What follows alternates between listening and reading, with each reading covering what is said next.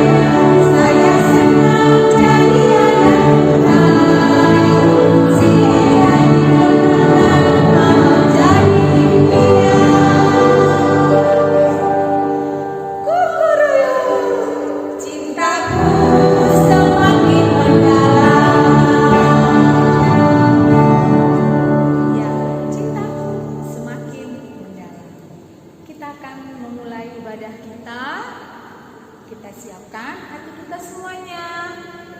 Kita memuji Tuhan dari lagu Bapa Ku Datang Padamu.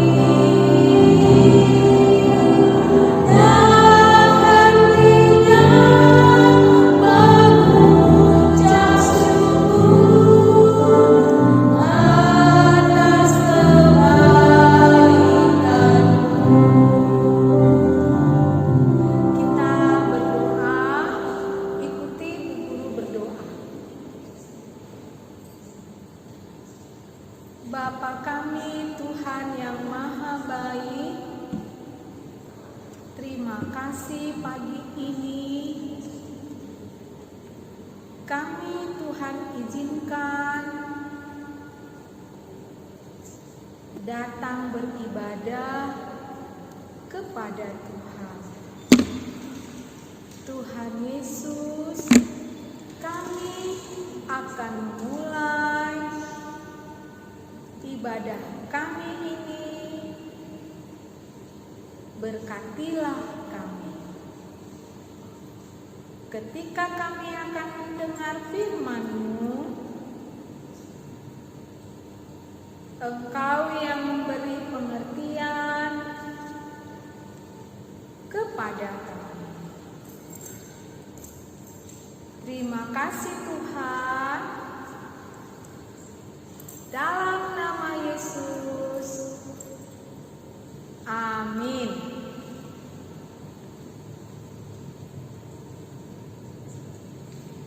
Kita akan mendengarkan firman Tuhan yang akan disampaikan oleh hamba-Nya. Mari siapkan hati. Kita sambut firman Tuhan dengan bernyanyi, Yesus ku panggil, Yesus ku undang.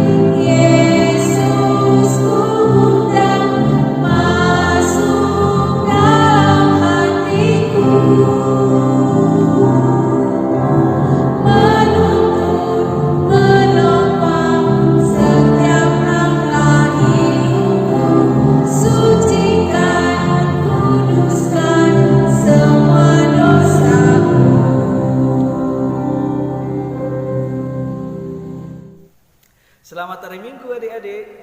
Apa kabar minggu ini? Amang harap kalian baik-baik saja. Sebelum kita mendengarkan khotbah pada hari Minggu ini, perkenankan Amang memperkenalkan diri. Amang Pendeta Jans Pandapotan Siagian, melayani di gereja kita mulai tanggal 17 Januari tahun 2021. Sebelum kita membaca firman, kita bersatu di dalam doa. Damai sejahtera Allah yang melampaui segala akal dan pikiran, kiranya memelihara hati dan pikiranmu di dalam Kristus Yesus Tuhan kita. Amin. Firman Tuhan untuk kita pada minggu ini tertulis dalam Matius pasal 26 ayat 57 sampai dengan ayat 68. Demikian tertulis. Yesus di hadapan mahkamah agama. Sesudah mereka menangkap Yesus, mereka membawanya menghadap Kayafas, imam besar. Di situ telah berkumpul ahli-ahli Taurat dan tua-tua. Dan Petrus mengikuti dia dari jauh sampai ke halaman imam besar, dan setelah masuk ke dalam, ia duduk di antara pengawal-pengawal untuk melihat kesudahan perkara itu. Imam-imam kepala, malah seluruh mahkamah agama mencari kesaksian palsu terhadap Yesus, sebab ia dapat dihukum, supaya ia dapat dihukum mati. Tetapi mereka tidak memperolehnya, walaupun tampil banyak saksi dusta. Tetapi akhirnya tampillah dua orang yang mengatakan, orang ini berkata aku dapat merubuhkan bait Allah dan membangunnya kembali dalam 3 hari. Lalu imam besar itu berdiri dan berkata kepadanya, tidakkah engkau memberi jawab atas tuduhan-tuduhan saksi-saksi ini terhadap engkau? Tetapi Yesus tetap diam. Lalu kata imam besar itu kepadanya, demi Allah yang hidup, katakanlah kepada kami, apakah engkau Mesias, anak Allah atau tidak?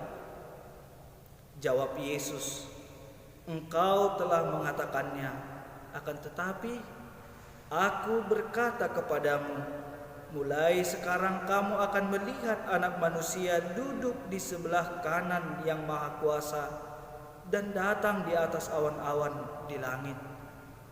Maka imam besar itu mengoyakkan pakaiannya dan berkata, ia menghujat Allah. Untuk apa kita perlu saksi lagi? Sekarang telah kamu dengar hujatnya. Bagaimana pendapat kamu? Mereka menjawab dan berkata, ia harus dihukum mati. Lalu mereka meludahi mukanya dan meninjunya. Orang-orang lain memukul dia dan berkata, cobalah katakan kepada kami, hai Mesias, siapakah yang memukul engkau? Demikian firman Tuhan. Adik-adik yang dikasihi oleh Tuhan Yesus Kristus, firman ini menggambarkan kisah tentang Yesus yang diseret di hadapan mahkamah agama. Orang-orang yang mengikuti Yesus datang dari berbagai kalangan. Ada dari ahli-ahli Taurat, ada orang yang bersungguh-sungguh mengikuti Yesus, ada juga orang yang mengikuti Yesus hanya untuk memperoleh makanan. Dalam teks ini, para pengikut Yesus secara khusus dari ahli-ahli Taurat dan para imam besar berusaha menjatuhkan Yesus karena Yesus telah mengajar dengan penuh kuasa, menolong orang yang sakit dan melakukan pelayanan-pelayanan kasih. Di dalam teks ini terjadi persekongkolan antara imam besar agar Yesus segera dihukum mati. Adik-adik yang dikasihi oleh Tuhan Yesus Kristus, di dalam persekongkolan itu mereka membicarakan hal-hal yang tidak baik tentang Yesus. Mungkin di antara kita, di antara adik-adik, ada juga yang sering menceritakan kesalahan-kesalahan temannya agar temannya dihukum. Mungkin menceritakan kesalahan-kesalahan kawannya di sekolah agar dihukum guru, atau menceritakan kesalahan-kesalahan kakaknya atau adiknya agar dihukum orang tuanya. Apakah hal-hal yang demikian diinginkan oleh Allah? Lalu yang kedua, ada juga dari antara mereka yang berusaha menjatuhkan Yesus karena pelayanan Yesus sangat luar biasa. Muncul kecemburuan-kecemburuan dari ahli-ahli Taurat dan imam besar karena Yesus penuh dengan kuasa melakukan pelayanannya. Adik-adik yang dikasihi oleh Tuhan Yesus Kristus, firman ini mengingatkan kepada kita, yang pertama, Yesus tidak membalas kejahatan dengan kejahatan, tetapi Yesus diam dan melakukan apa yang harus dilakukannya, yaitu melakukan segala sesuatu yang sesuai dengan rencana Allah. Yang kedua, Yesus di dalam menjalani persoalan-persoalan hidupnya Dia tidak menggunakan kekerasan. Yesus tidak menggunakan pedang. Yesus tidak mendatangkan malaikat-malaikat dari surga untuk menghalau musuh-musuhnya. Tetapi Yesus tetap melakukan segala sesuatu yang sesuai dengan rencana Allah. Yang ketiga, dari nats ini kita belajar bahwa apapun yang kita lakukan berkenaan dengan teman-teman kita tidak baik atau sebaiknya untuk tidak mengumbar-umbar kesalahan orang lain, apalagi mengumbar-umbar apa yang tidak kita ketahui atau tidak sepenuhnya kita ketahui tentang kebenaran sesuatu hal, apalagi menjelek-jelekkan orang lain. Adik-adik yang dikasihi oleh Tuhan Yesus Kristus, kita telah dihantar tadi dengan firman atau yang dihantar dengan titah ke-9 dan maksudnya, di mana kita harus menyatakan kebenaran-kebenaran tentang sesama kita, dan kita tidak boleh atau kita dilarang untuk menyampaikan sesuatu tentang orang lain yang belum kita ketahui kebenarannya, apalagi menyebarkan informasi-informasi yang bersifat hoax. Oleh karena itu, pada minggu ini kita diingatkan dan diajak untuk mengatakan ya pada cinta kasih, ya pada tanpa kekerasan, dan mengatakan tidak kepada kekerasan, dan mengatakan tidak kepada berita hoax dan menyebarkan berita-berita palsu tentang orang lain. Marilah meneladani Yesus di dalam kehidupannya yang tidak membalas kejahatan dengan kejahatan, tetapi bertekun setiap hari melakukan kebaikan demi kebaikan kepada orang lain. Sebab firman Tuhan telah mengingatkan kepada kita juga untuk mengasihi musuh dan mengalahkan kejahatan dengan kebaikan. Tuhan memberkati kita, Tuhan memberkati adik-adik semuanya, dan memberkati orang tua. Mari kita bersatu di dalam doa. Tuhan, kami telah mendengar firman ini, biarlah firman ini menjadi bekal bagi kehidupan kami, yang mengingatkan kami untuk meneladani Yesus yang menjalani hidupnya dengan menunjukkan jalan damai yang penuh dengan cinta kasih. Biarlah kami anak-anak menjadi anak-anak yang penuh dengan cinta kasih, yang tidak akan membalaskan kejahatan dengan kejahatan, tetapi membalaskan kejahatan dengan kebaikan-kebaikan. Berkatilah anak-anak sekolah minggu dan orang tua mereka. Biarlah mereka tetap di dalam kesehatan dan di dalam perlindungan Tuhan.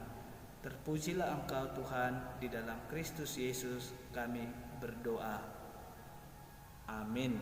Akhiri ibadah kita pagi hari ini dengan semangat bahwa kita harus tetap cinta kepada Tuhan Yesus. Karena apa?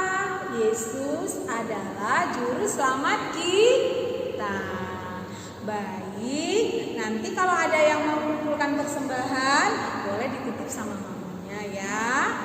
Oke, kita akhiri ibadah kita dengan pujian Ku Mau Cinta Yesus Selamanya. Kita nyanyikan bersama-sama.